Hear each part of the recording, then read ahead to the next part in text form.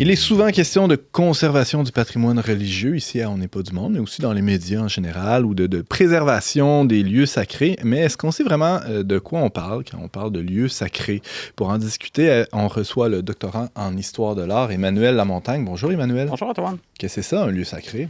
C'est ce que je vais essayer de vous expliquer aujourd'hui dans ma chronique. Ça part tout simplement d'un constat simple, en fait. C'est qu'il y a certains lieux qui vont nous faire vivre une émotion particulière. Donc, on va chercher à comprendre c'est quoi qui suscite cette émotion-là, qu'on soit dans un lieu qui est bâti ou dans un lieu naturel. Mm-hmm. Donc, avant de parler de lieu sacré, on va commencer par définir qu'est-ce qu'est un lieu comme tel.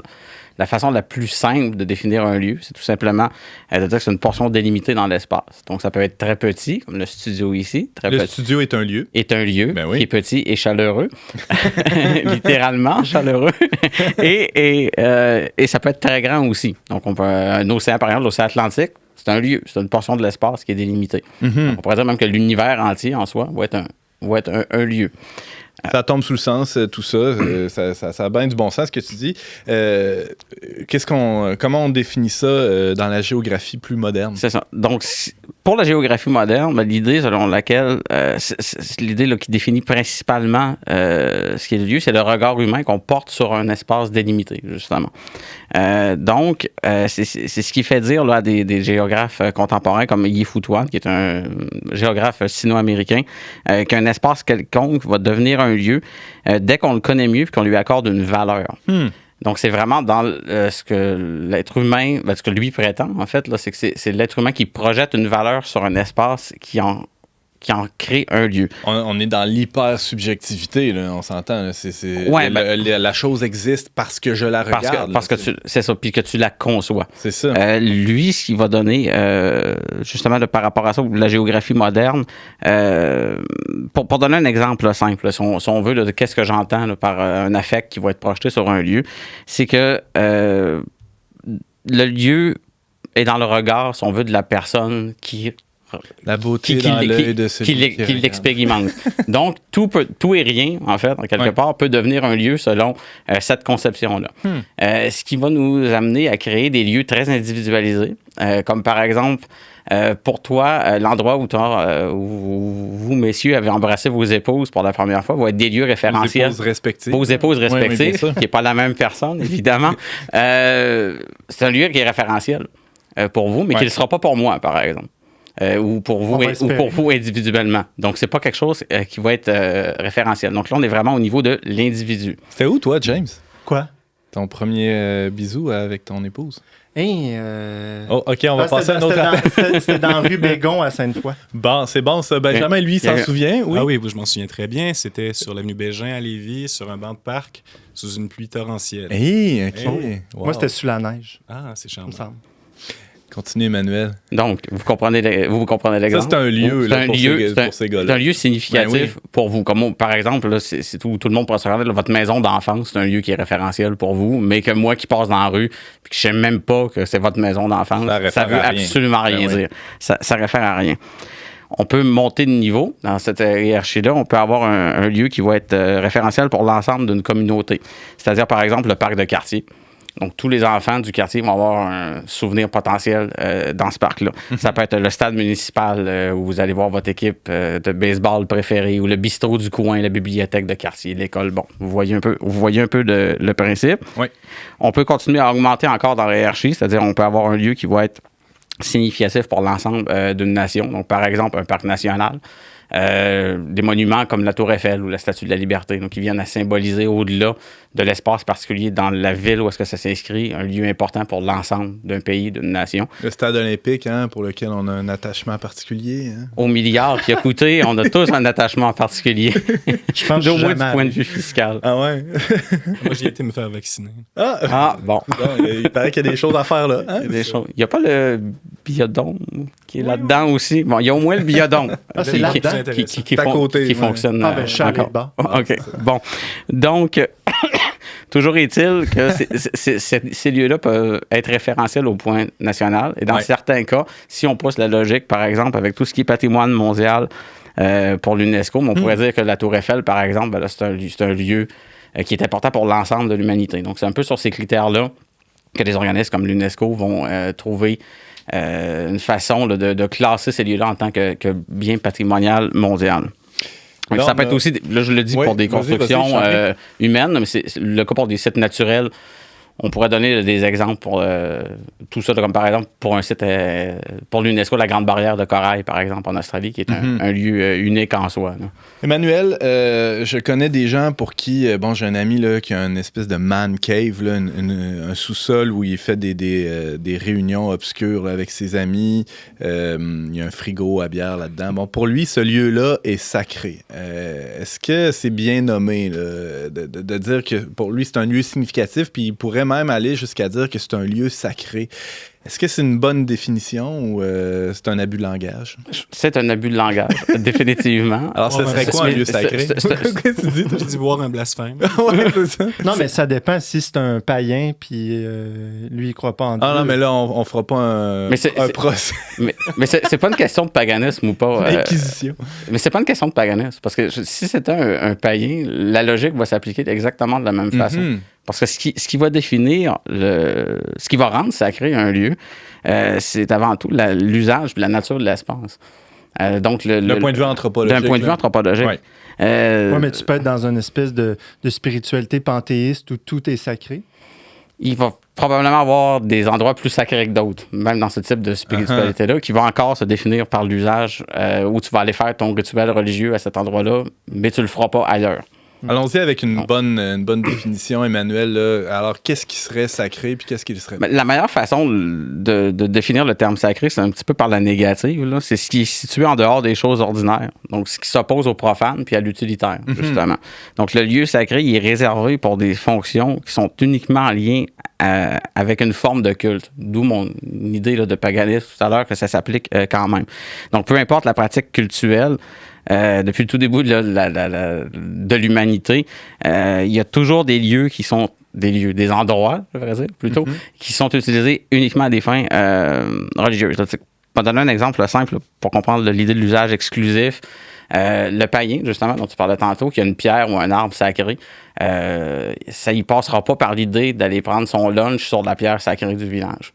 Au même titre que l'auditeur qui nous écoute, qui va à la messe le dimanche, ça y passera pas par l'idée non plus d'aller prendre son lunch sur l'autel dans le cœur de l'église. S'apporter un petit barbecue portatif puis se faire griller des saucisses ou fumer une cigarette.